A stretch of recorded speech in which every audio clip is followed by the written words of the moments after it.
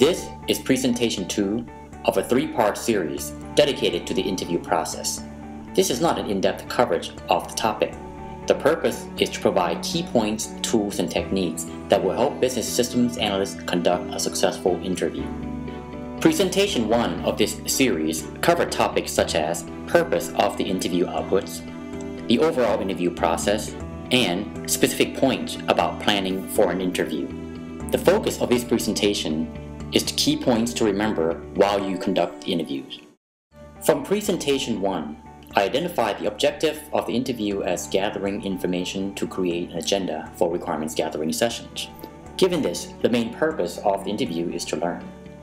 You have done your research during your planning. Now let's take a quick look back and understand how to use the knowledge that was acquired. The planning enables you to understand the boundaries and scope of your interview, start the conversation and maintaining the flow when required, and most importantly, it prepared you to learn from your interview subjects. During the interview, you have 2 short speaking parts, at the start and at the end of the session. The objectives of the starting process are to develop rapport and demonstrate appreciation as well as sensitivity. Some techniques for you to consider during your introductions are: thank the subject for his or her time. Confirm the duration and schedule appropriate break if the interview will last longer than 1 hour. Provide project background and objectives as you know it. Tell the subject what you're hoping to learn. You need not explain the knowledge you have acquired from the planning process. Even if asked, you can simply say what you know is minimal. This is important because you need to be impartial during the process to maximize your learning.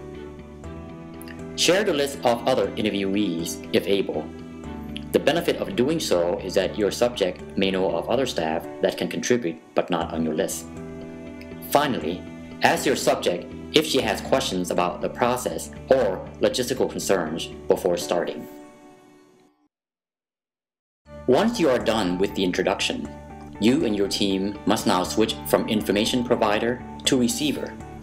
Next set of slides provide some resource to make the transition. Your objectives are to learn and discover new information within the scope of your project. You will also hear issues from your interview subject that needs to be documented for resolution sessions later in the project. During the interview, you need to be mindful of 3 major components that will help you. The key components are psychology, techniques, and tools. We will discuss each of these areas next. As you conduct the interview, pay attention to the psychological factor. You need to discard what you know about the topic as much as you can.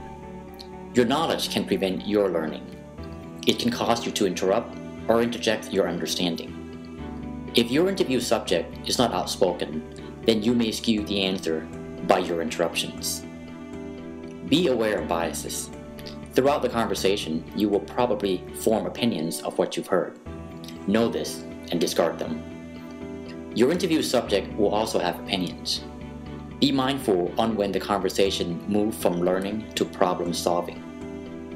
You need to be impartial and non-judgmental to maximize your learning and guide the interview. You can try some of these techniques to reduce potential for bias. Active listening is one such technique.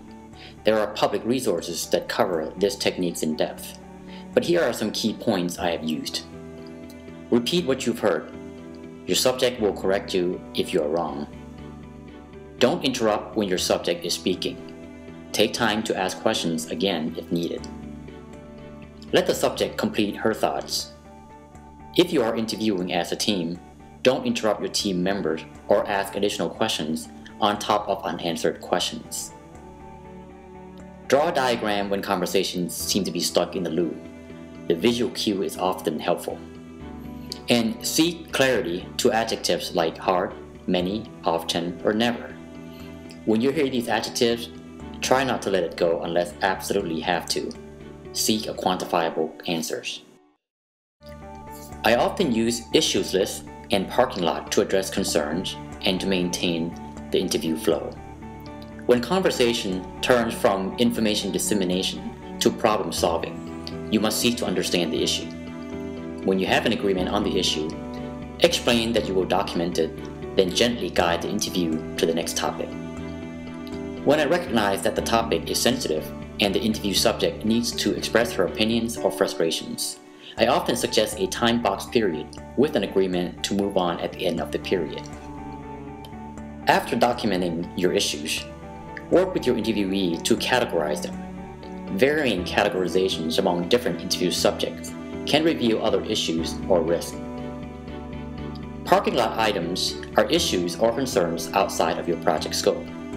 Sometimes it can be difficult to distinguish between them. Use your research, planning, and questions template to help you focus on the scope. You should make effort to pass the parking lot list to the appropriate person. Also, parking lot makes up great business development ideas if you are part of a consulting team. The use of both tools demonstrate your commitment to your client's success. Once you have determined that you have all required information, conclude your interview by thank your interview subject for her time. Review your notes and summarize what you have heard.